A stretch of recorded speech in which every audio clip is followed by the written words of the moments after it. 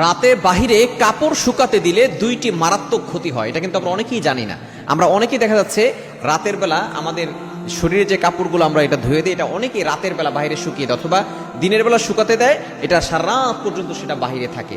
বিশেষ করে যারা শহর অঞ্চলে থাকে তারা দেখা যাচ্ছে বাসার ছাদে অথবা তার বাসার বারান্দা যেটা রয়েছে সেখানে সেই কাপড়গুলো টানিয়ে দেয়, ছোট ছোট বাচ্চাদের কাপড়গুলো টানিয়ে দেয়।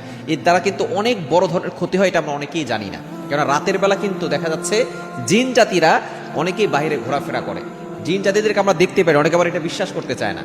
বিশ্বাস না করলে আপনার ইমানই থাকবে না। আল্লাহ তাআলা মানুষের নামে একটা সূরা নাজিল করেছেন সূরাতুন নাস, আর জিনদের ব্যাপারে একটা সূরা নাজিল করেছেন সূরাতুল জিন। সুতরাং জিন জাতি আছে, অদৃশ্য এই জাতিকে আমরা দেখতে পারি না, তবে তাদের ভিতরে ভালোও আছে আবার খারাপও আছে।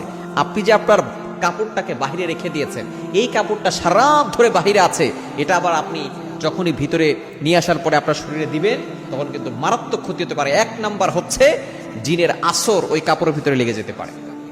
কারণ রাতের বেলা সারা রাত ধরে বাইরে আপনার কাপড় ছিল, জিন এই কাপড়ের ভিতরে কিন্তু বাসা বাঁধতে পারে, এটা কিন্তু আমরা অনেকেই জানি না। আপনার ঘরের ভিতরে কিছু কিছু জায়গা আছে যেখানে কিন্তু জিন থাকতে পারে, যেখানে দুষ্ট জিন থাকতে পারে। বিশেষ করে এখন তো অ্যাটাচ টয়লেট হয়ে গেছে, টয়লেটের ভিতরে তো অবশ্যই থাকে, এটা রাসূলুল্লাহ সাল্লাল্লাহু আলাইহি ওয়াসাল্লাম নিজে বলে দিয়েছেন।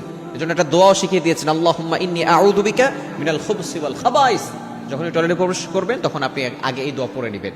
শুধু তাই নয়, আপনার ঘরের ভিতরে যেখানে চুলা আছে, যেখানে আগুন জ্বলে সেখানে থাকতে পারে। এরপরে যেখানে জামা থাকে, অনেক দিন ধরে দীর্ঘদিন ধরে জামা পড়ে আছে, ওই জামার ভিতরে শয়তান বাসা বাঁধতে পারে। তো আপনি যে কাপড় বাহিরে নাড়ছেন, শুকাতে দিচ্ছেন, এই কাপড় সারা রাত বাহিরে রাখবেন না, তাহলে জিনের আসর লেগে যেতে পারে। এবং দ্বিতীয় নাম্বার কঠিন বিপদ হচ্ছে, মারাত্মক ক্ষতি হচ্ছে, আপনার শরীরের ভিতরে বিভিন্ন ধরনের রোগ হতে পারে।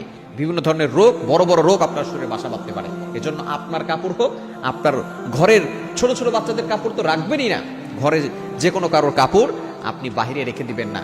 যখনই নিয়ে আসবেন সাথে সাথে আউযু বিল্লাহি মিনাশ শাইতানির রাজিম পরে কাপড়ে ফু দিবেন, এরপরে কাপড়টা পরবেন। ইনশাআল্লাহ শয়তানের অনুষ্ঠিতা থেকে আল্লাহ তাআলা হেফাজত করবে।